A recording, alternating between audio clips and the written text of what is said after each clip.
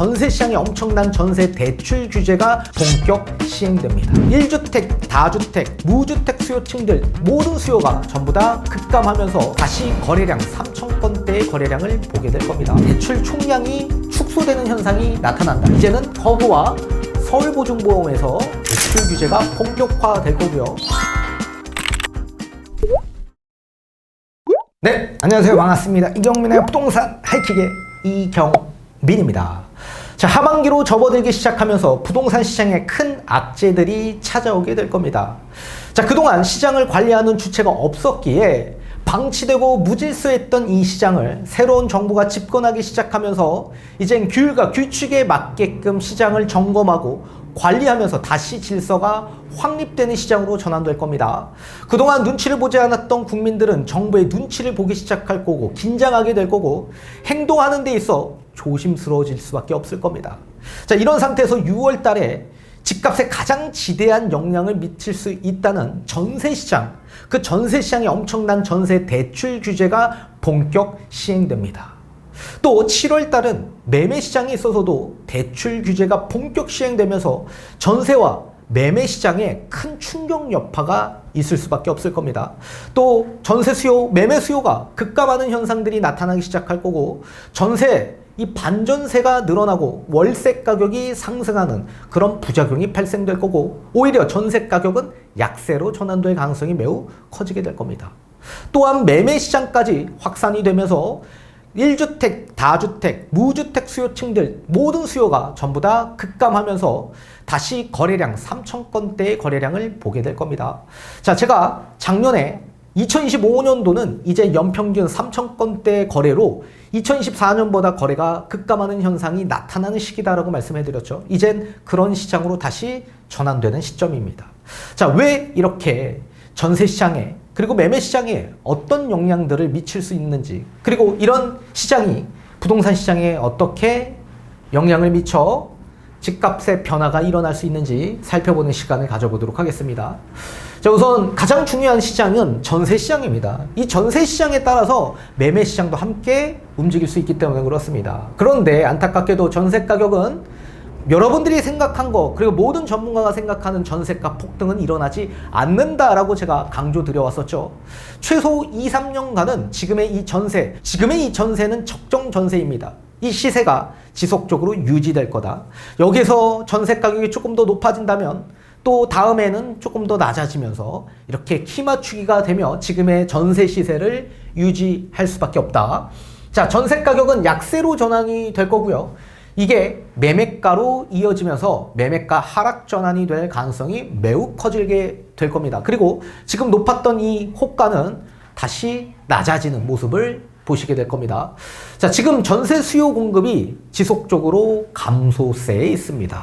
지금 전세를 내놓고자 물건을 내놓으신 분들, 지금 간혹 전세 수요가 없다라고 생각하시는 분들 굉장히 많으신 것으로 알고 있고요. 또 전세를 알아보려고 다니시는 분들 가운데서도 왜 이렇게 전세 공급이 없지라고 생각하시는 수요도 있을 겁니다. 그 이유는 임대차 3법에 따른 계약갱신권을 활용했거나 재계약을 했거나 또는 묵시적 갱신을 했거나 이런 영향으로 매물들이 나오지 않고 있기 때문에 그렇습니다. 자, 지금에서부터 2년 전을 한번 회상해 보십시오. 자, 23년 상반기는 전세 가격이 가장 큰 폭으로 하락했던 시점이었습니다. 자, 2020년 7월 31일 임대차 3법이 처음 도입되기 시작하면서 단 기간에 엄청난 전세가 폭등을 일으키며 거품이 생겨났죠. 자, 전세 가격은 실사용 가치를 뜻하는데 여기에 매매처럼 엄청난 거품이 껴져 있었던 겁니다. 예컨대 잠실 엘스 84 타입 기준에서 보게 되면 임대차 3법이 나오기 전에 전세 가격은 9억대였습니다. 9억 중반. 그런데 임대차 3법이 나온 이후 2021년으로 접어들기 시작하면서 전세 가격이 단기간 내에 약 14억, 15억대까지 폭등하기 시작합니다. 말이 안 되죠. 전세는 물가 수렴한 만큼 올라가야 정상적인 건데 이게 매매처럼 거품이 엄청나게 잔뜩 껴져 있었던 거죠. 그런 상황에 2022년 금리 인상을 맞이하기 시작하면서 전세대출 금리도 큰 폭으로 상승하기 시작하여 또 전세에서 다시 월세로 전환하는 수요가 급증하기 시작했었습니다. 그러면서 크게 역전세가 일어나기 시작했죠. 그렇게 거품이 꼈던 전세 가격 14억, 15억대의 이 전세는 2023년 상반기로 접어들기 시작하면서 8억 중반대까지 큰 폭으로 폭락하기 시작했습니다. 임대차 3법이 나오기 전인 2020년 상반기의 금액대보다 훨씬 더 낮은 전세 가격을 보이게 되었죠. 그렇다면 여러분들 입장에서는 2023년 요때 전세 8억 중반에 맞췄던 전세 수요가 지금 전세 가격이 적정 시세 11억 중반에서 12억까지 올라와져 있는 상태에서 계약갱신 청구권을 사용하지 않고 다른 주택으로 이동을 할 수 있을까요? 그렇게 되기 어렵겠죠. 그래서 대부분이 갱신권을 활용하고 눌러 앉을 겁니다. 그러니까 전세 수요가 나와야 할 수요가 나오지 않고 나와야 할 공급이 나오지 않았던 겁니다. 또 2021년 요때 계약하셨던 분들 4년 계약갱신 청구권을 사용하고 만료되는 2023년 상반기에 나와야 할 수요층들이 나와야 되는데 나오지 않았던 겁니다. 대부분 21년도에 계약하셨던 분들은 엄청난 높은 전세로 계약을 체결하셨던 분들이죠. 근데 2년째인 2023년 요 시기에 전세 가격이 폭락했죠.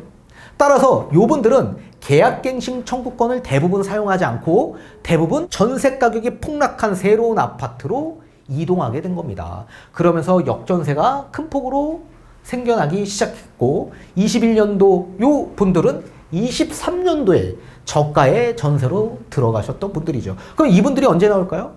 당연히 4년이 끝난 시점.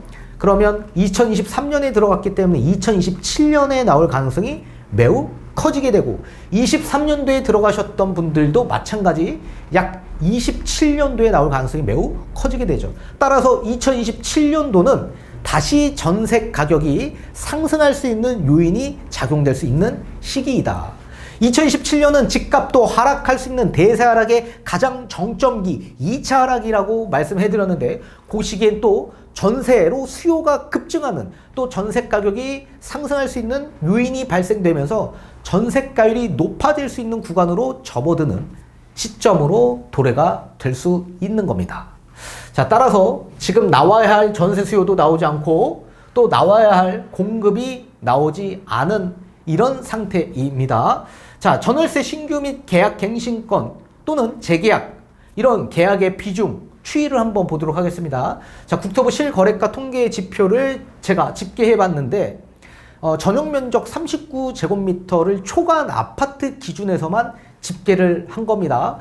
보통 38제곱미터 이하인 경우에는 뭐 원룸이나 1.5룸 또는 뭐 도시형 생활주택 같은 아파트로 등기되어 있는데 이런 주택들이 굉장히 많기 때문에 그거를 제외하고 39제곱미터 초과 대부분의 방 2개짜리 투룸 아파트 그 이상 기준에서 집계를 한번 해봤습니다.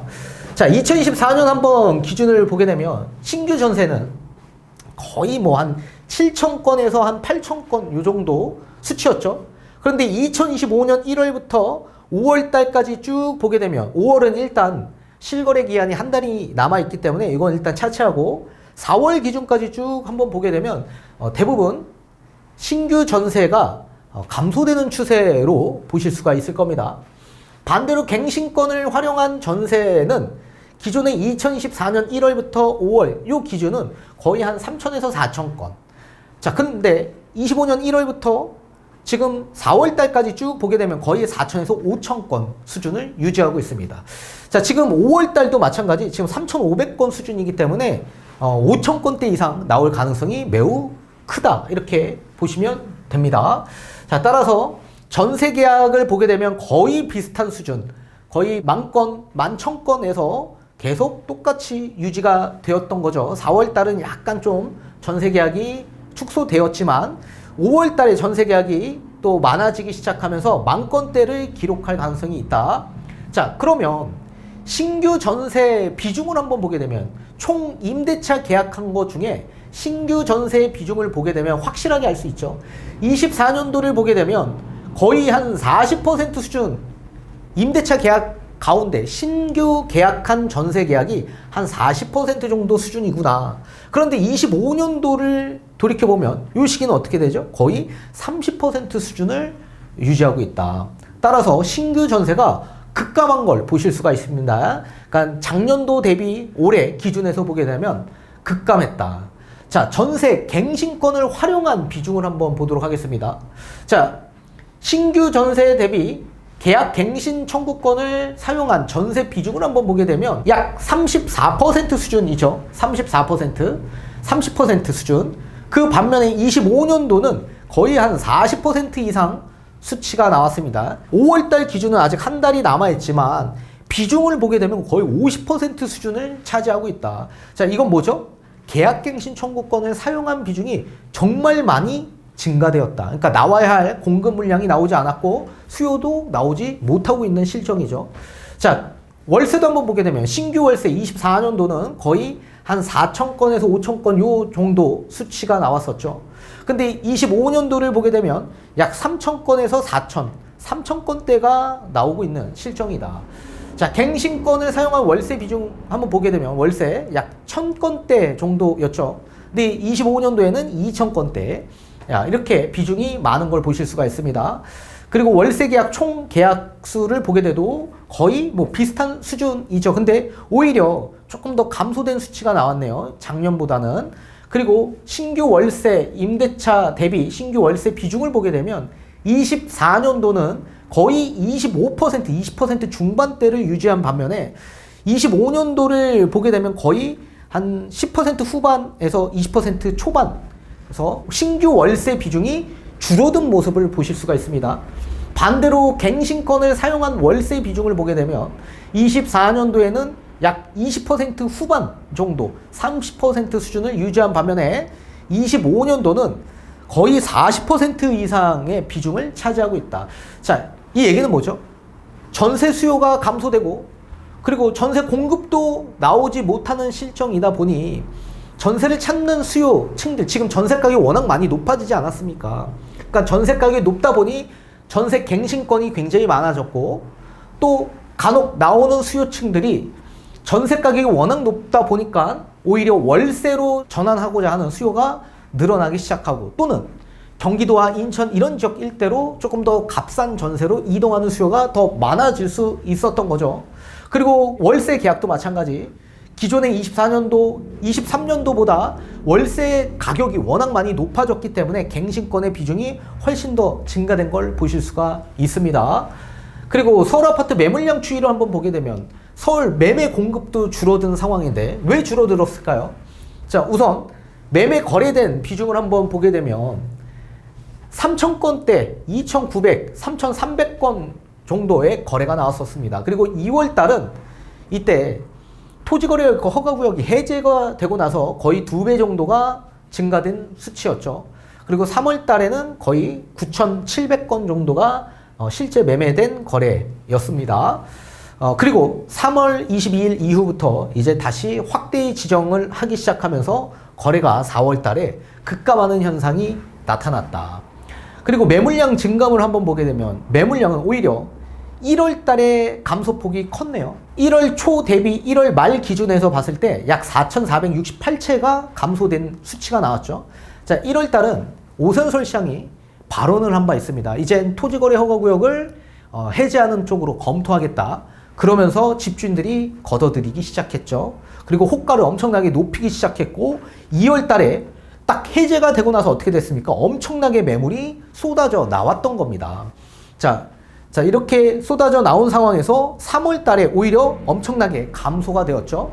자, 거래된 비중도 늘어났지만 감소된 수치도 늘어났습니다. 이렇게 감소된 건 매매돼서 감소된 것도 있지만 대부분 토지거래 허가구역이 다시 재지정되다 보니까 매물을 출회했던 매물들을 다시 걷어들일 수밖에 없죠. 내놔도 팔릴 수가 없으니까. 그래서 거래 자체가 되지 않기 때문에 집주인들이 그냥 걷어들였다. 그래서 감소폭이 컸던 거고 지금 4월달은 어때요? 감소폭이 그렇게 예전 전월 대비해서 크게 축소된 모습을 보이고 있는 실정이다. 그래서 매매 공급이 감소된 건 거래가 많이 활성화가 돼서 된 게 아니다. 그죠? 3월달 대비 거래가 완전히 급감했죠. 거래가 많이 형성돼서 이게 감소가 된 게 아니라 대부분 걷어들였다. 어쩔 수 없이. 자, 집값 상승이 어려운 또 두 번째 이유, 전세 보증보험 한도가 축소가 될 예정에 있습니다. 그렇다면 전세대출 한도가 큰 폭으로 축소되는 거기 때문에 내가 보고자 하는 전세 지역, 그런 지역을 보기가 쉽지 않아질 가능성이 매우 커질 겁니다. 보증소득 심사를 강화할 거고 전세대출 DSR 시행을 예정하고 있습니다. 제가 예전에도 작년부터 제가 뭐라고 말씀해드렸냐, 이젠 매매뿐만 아니라 전세에도 엄청난 대출 규제, 대출 총량을 축소하는 그런 규제가 본격 시행될 거다. 25년도에 그렇게 말씀해드렸는데 이제 본격적으로 시행되는 시점이 찾아오게 된 겁니다. 자, 추세의 전환이 바뀔 겁니다. 어떻게 바뀔 건지 한번 보도록 하겠습니다. 자, 우선 보증 3사가 있습니다. 자, 은행권에서 전세 대출을 해줄 때 보증사에서 보증을 해줘야지만 전세 대출이 가능합니다. 보증을 해주지 않으면 전세 대출을 실행해주지 않기 때문에 그렇죠. 자, 서울보증보험사와 주택도시보증공사, 한국주택금융공사 이렇게 세 보증사가 있는데 어떤 규제가 있는지 한번 보도록 하겠습니다. 서울보증보험사는 유주택자, 1주택 이상자는 전세 보증금의 LTV 60%를 초과하게 되면 DSR 40%를 적용한다라는 얘기입니다. 이젠 매매뿐만 아니라 전세에도 DSR 40%가 적용됩니다. 시기는 2015년 6월 11일부터 적용하게 되고요. 무주택자 및 전세 보증금 LTV 60% 이하인 유주택자는 DSR 40%가 적용되진 않습니다. 그리고 보증 비율을 기존 100%에서 90%로 하향 조정해서 대출 한도가 축소되었습니다. 자, 주택도시보증공사 허그 입장에서 보증보험 신청한 모든 임차인에게 임차인의 상환 능력을 반영시켜서 대출 유무를 결정하겠다라는 얘기입니다. 자, 연 대출이자가 연소득의 40% 이하여야만 대출을 해주겠다라는 얘기입니다. 자, 쉽게 예를 들면 대출을 약 4억 5천만 원 정도의 전세 대출을 받는다. 그리고 금리를 3.5%로 책정을 한다라고 한다면 연 1년에 납부하는 대출 이자액이 1,575만 원 정도가 됩니다. 그리고 연소득이 3,500만 원 정도라고 한다면 약 52%로 책정이 되죠. 그럼 연소득의 40% 이하여야지만 대출을 실행해 주는데 52%가 나오는 겁니다. 이럴 경우에는 대출이 불가능하다. 따라서 연 3,500만 원 소득이 있는 분들은 4억 5천만 원의 대출 받기가 어려워지고 대출 한도를 축소해야지만 기준이 낮아지기 때문에 대출이 실행될 수 있는 거죠. 따라서 대출 총량이 축소되는 현상이 나타난다. 그래서 소득 기준으로 대출을 총량을 관리하는 목적에 의의를 두고 있다라고 보셔야 됩니다. 2025년 6월 13일부터 허그에서 소득 심사를 반영해서 대출 유무를 결정합니다. 그리고 또 보증 비율, 기존의 100% 비율을 90%로 하향 조정합니다. 이건 뒤에 가서 설명드릴 거고요.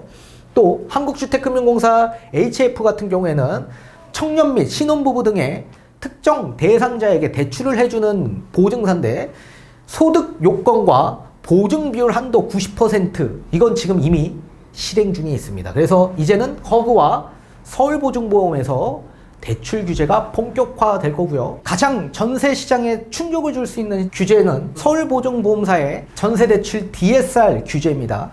자, 한번 예시를 보도록 하겠습니다.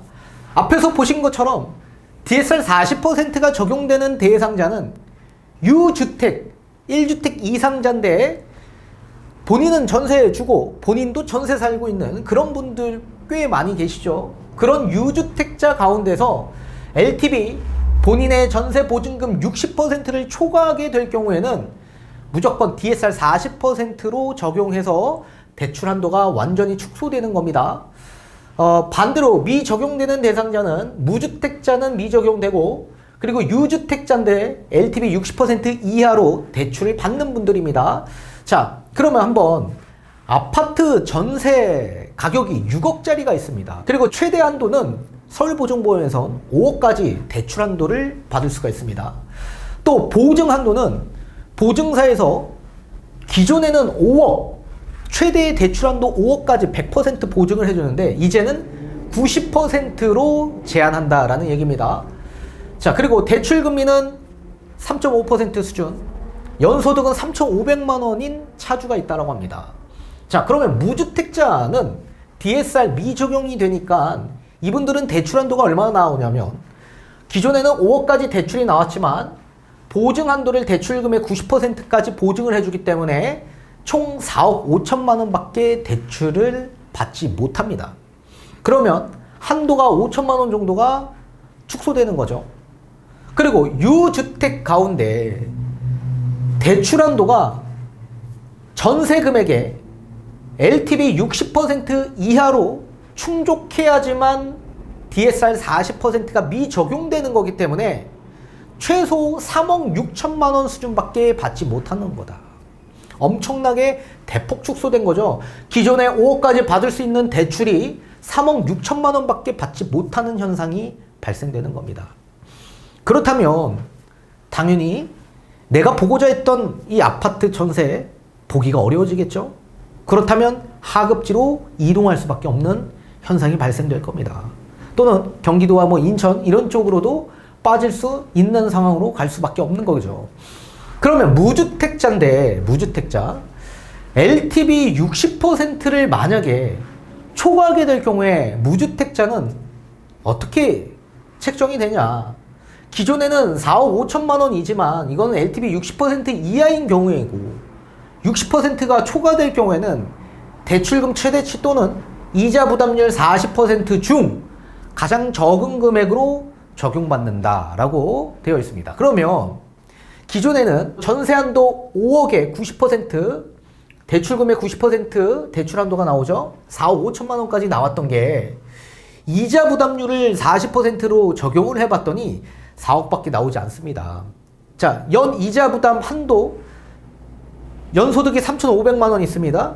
그리고 40% 이자 부담률 40%를 적용했더니 1,400만 원이 나옵니다. 여기에 3.5% 금리로 적용을 해봤더니 4억입니다. 4억. 따라서 LTV 60%를 초과하는 무주택은 4억 5천이 아니라 4억밖에 대출이 나오지 않더라. 따라서 무주택 수요층들도 내가 대출을 얼마 받는지에 따라서 대출 한도가 축소될 수 있다. 지금 대부분 우리 강남 지역 일대도요. 고가 아파트, 상급지 아파트도 대부분 대출을 받고 들어가는 수요가 많이 있습니다. 그런 수요층들에게도 한도가 대폭 축소되는 현상이 발생되기 때문에 상급지 아파트 전세로 계속 이어가기가 쉽지 않은 분들도 많이 증가될 수 있다. 그럼 반대로 유주택자 LTV 60% 초과되는 경우에는 DSR 40%가 적용이 됩니다. 근데 이게 정확하게 아직 발표된 게 아니기 때문에 우선 가장 중요한 게 만기입니다. 이게 원금까지 포함이 된다라고 지금 뉴스 기사에 나와 있기 때문에 말씀을 드리는 건데, 그럼 원금까지 당연히 DSR은 원금까지 포함이 되죠. 자, 원금까지 포함이 되는데 만기가 몇 년 정도로 만기를 잡는지에 따라서 원리금 기준이 완전히 달라집니다. 만기가 짧으면 짧을수록 대출 한도는 대폭 축소되는 겁니다. 그리고 만기가 길면 길수록 대출 한도가 그나마 확대되는 거고요. 그런데 지금 대부분의 이 보증사의 대출 만기들을 보게 되면 보통 10년을 기준으로 합니다. 10년. 그래서 만약에 전세가 최대 갱신권 활용해서 4년이잖아요. 만약에 4년으로 만기를 책정하게 되면 대출 한도가 5천만 원밖에 나오지 않습니다. 그렇게 하진 않겠죠. 그래서 제가 봤을 때 만기를 10년으로 할 가능성이 매우 클 거다. 그래서 10년 기준에서 예시를 잡아본 겁니다. 자, 그럼 예를 들면 기존에 유주택자 입장에선 대출 한도 5억, 보증 한도 대출금의 90%니까 4억 5천을 만약에 받을 수 있다라고 한다면 한 달에 납부하는 원리금이 얼마 정도 되냐? 10년 만기로 책정했을 때 445만 원 정도가 책정이 되고, 그리고 12개월 1년치로 해서 연소득 3,500만 원을 나누면 DSR이 152.6%가 나오게 됩니다. 따라서 유주택자는 4억 5천만 원 대출을 아예 받을 수가 없게 되는 거죠. 자, 그러면 대출 한도 기존에 3,500만 원 연소득에 DSR 40% 적용하게 되면 1,400만 원 수준까지 납부가 가능한데, 원리금이, 그게 월 원리금이 116만 원 정도가 됩니다. 자, 이게 금액으로 환산하면 대출이 1억 1,798만 원까지가 DSR 40% 적용되는 금액이다. 기존에 원래 5억까지 받을 수 있었던 게 5억까지 얼마로 줄어든 겁니까? 1억 1,798만 원으로 대폭 축소된 거다. 그렇다면 LTV 60% 이하인 유주택자는 3억 6천 받을 수 있는 거, 이게 LTV 60%가 넘어가기 때문에 대폭 한도가 축소돼서 거의 뭐 한 2억 5천 정도 수준까지 축소될 수 있는 거죠. 이런 현상들이 시장에 굉장히 큰 충격을 줄 가능성이 매우 클 겁니다. 그리고 7월 달에는 스텔스 DSR 3단계까지 도입이 되기 시작하면서 매매하는 분들까지도 엄청난 대출 축소 현상이 나타나게 된다. 따라서 우선 중하급지 전세 수요가 감소될 가능성이 매우 클 거다. 서울 기준에서 중하급지, 그 기준에서 대부분 대출이 이렇게 많이 받기 때문에, 특히나 서울보증보험에서 대출을 많이 받습니다. 그래서 거기서 수요가 감소될 가능성이 있다. 그러면 전세가가 약세로 전환될 가능성이 매우 커지겠죠. 그런데 반대로 상급지 같은 경우에는 초기 유지할 가능성이 매우 큽니다. 저희 회사 오시는 분들 보게 되면 뭐 여러 번 말씀드렸지만 대부분 뭐 전세 살고 있는 분들 보면 대출 안 받아요. 강남 같은 지역은 대출 아예 안 받습니다. 본인 다 전액 현금으로 대출 받지 않고 전세로 거주하고 계시는데 보통 한 20억 정도 전세로 거주하는 분들입니다. 그분들에게는 영향이 없죠. 그죠? 근데 이 중하급지에서 전세 수요가 끊기면 상급지로 넘어오는 수요가 감소되는 거기 때문에 여기에서 수요가 넘어와줘야 되는데, 상급지에 들어오는 수요가 감소되기 시작하면 어떻게 되죠? 결국엔 전세 가격을 낮출 수밖에 없습니다. 그러면 이제 중장기적으로 본다면 상급지에서도 마찬가지 전세 가격이 약세로 전환될 수 있는 구조가 나타나게 되는 겁니다. 그러니까 수요가 증가되냐 감소되는지에 따라서 가격이 결정되는 거기 때문에 대부분 이렇게 중장기적으로는 강남 같은 지역 일대도 약세로 전환될 수 있다. 자, 근데 매매 수요가 대폭 감소될 수밖에 없을 겁니다. 이 전세 시장의 여러 규제 정책 때문에, 그 이유가 낮은 전세가율 때문에 그렇습니다. 전세 가격이 약세인데 매매가 대폭 올라갑니다. 그러면 전세가율이 굉장히 낮아지게 되는 거죠. 자, 이렇게 낮아지게 되면 어떤 현상이 발생되냐? 우선 무주택자 입장에서는 실사용 가치가 큰 폭으로 상승되게 되는 겁니다. 예컨대 전세 20억 살고 있습니다. 40억짜리 집에. 그럼 20억 갖고서도 내가 강남 아파트 거주할 수 있는데 이 40억짜리 매매가 갑자기 55억으로 상승을 해버립니다. 호가를 엄청나게 높이거나 집값이 높아져요. 그러면 실사용 가치가 엄청나게 높아지게 되는 거죠. 아니, 똑같은 20억으로 나는 강남 아파트에, 똑같은 아파트에 거주하는데 대출을 무리하게 받아서 55억짜리 아파트를 구입해서 거주하게 되는 거죠. 그럼 만약에 똑같은 현금이 있는 분이라고 한다면 그 거주하고 있는 분은 현금 여력이 없습니다. 추가적인 아파트 대출을 받아 매매했기 때문에. 반대로 20억짜리 전세 거주하고 계신 분들 입장에서는 나머지 자금으로 20, 30억의 나머지 현금으로 부동산 시장이 아니라 또 다른 시장, 뭐 주식이 됐던 코인 시장이 됐던 채권 시장이 됐던 또 다른 여러 수익률을 극대화시킬 수 있는 그런 자산 시장으로 그 자금이 이동되면서 거주는 거주대로 하되 또 투자 수익은 투자 수익대로 계속 창출할 수가 있게 되는 거죠. 따라서 실사용 가치가 전세가율이 낮아지면 낮아질수록 상승되기 때문에 전세 수요가 매매로 이동하기가 어려운 실정인 겁니다. 반대로 전세와 매매가 붙어버리는, 전세가율이 높아지는 시장이 찾아오게 되면 오히려 실사용 가치가 낮아지게 되죠.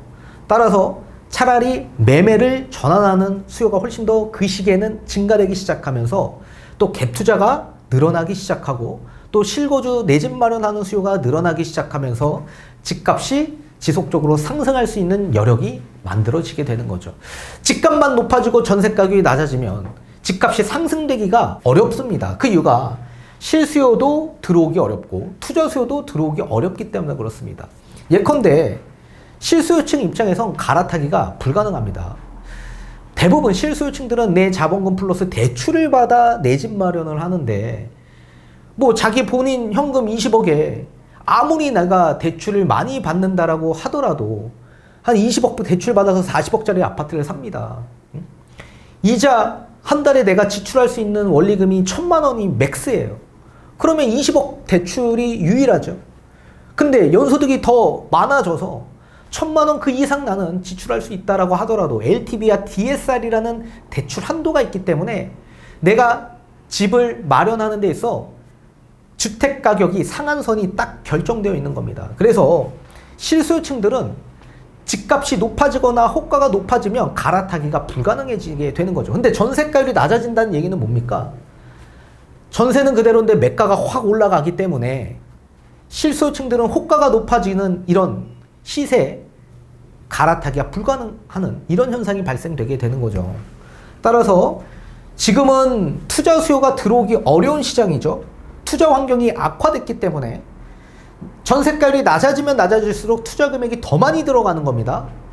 앞에서 설명한 것처럼 매매 40억, 전세 20억 갖고 투자할 수 있는 투자처가 갑자기 매매가 55억으로 뛰어버리면 투자 금액이 거의 35억 정도로 들어가는 거 아닙니까? 15억이나 투자 금액이 들어가는데 들어갈 수 있겠습니까? 수요가 감소될 수밖에 없죠. 가뜩이나 강남 지역 같은 지역 일대는 토지거래 허가구역으로 확대 지정됐기 때문에 투자 자체가 불가능하고 또 그 인접되어 있는 지역 일대, 뭐 마포나 성동구나 이런 지역도 조건부 전세대출 때문에 갭 투자가 불가능합니다. 전세를 끼고 매매하는 입장에선 은행권에서 전세대출을 실행해주지 않습니다. 그래서 갭 투자가 대부분 불가능한 상황이기 때문에 투자 환경이 굉장히 좋지 않죠.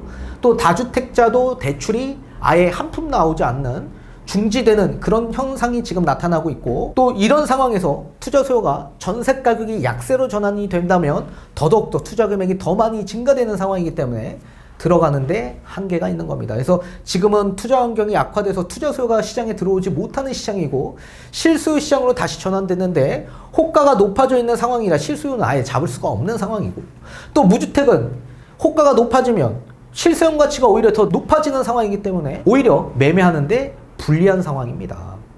그래서 제가 봤을 땐 앞으로 매매 수요가 계속적으로 감소될 수밖에 없는 건 호가가 높아지면 높아질수록 매매 수요는 더욱더 감소될 수밖에 없기 때문에 호가는 낮아질 수밖에 없을 거고 호가가 낮아진다면 전세를 올리면 되는데 전세를 올릴 수가 없는 구조가 나타나게 되는 겁니다. 따라서 전세는 약세로 전환되고 또 매매로 들어가는 수요도 감소되기 시작하면서 매매 가격도 하락으로 전환될 가능성이 앞으로 매우 농후한 시기로 접어드는 시기다라고 보셔야 될 것 같습니다.